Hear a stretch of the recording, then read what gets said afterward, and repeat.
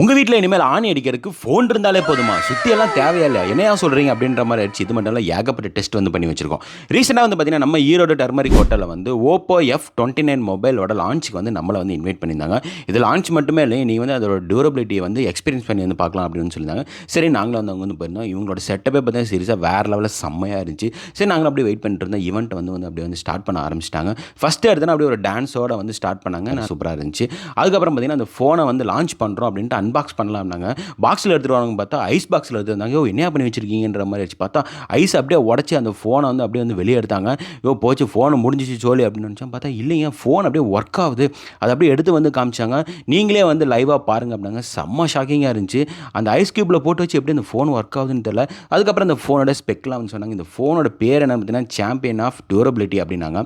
அப்படி என்னங்க இருக்க போகுது அப்படின்னு பார்த்தா அது வந்து ஒரு அக்கா வந்து ரேம் பாக் எடுத்துகிட்டு வந்தாங்க. அதை எக்ஸ்பீரியன்ஸ் பண்ணி பாருங்கன்னாங்க. அக்கா இல்லை ஃபோனை சரி நாங்களும் அதை அப்படியே எடுத்து ஆணி அடிக்கிற மாதிரி அடித்து பார்த்தா அது அப்படியே நல்லா ஸ்ட்ராங் ஆயிடுச்சு. எனக்கே செம்ம ஷாக்கிங் ஆயிடுச்சு. ஒர்க் ஆகுதா அப்படின்னு ஒர்க் பண்ணி பார்த்தேன். சீரியஸாக அது ஒர்க்கும் ஆச்சு.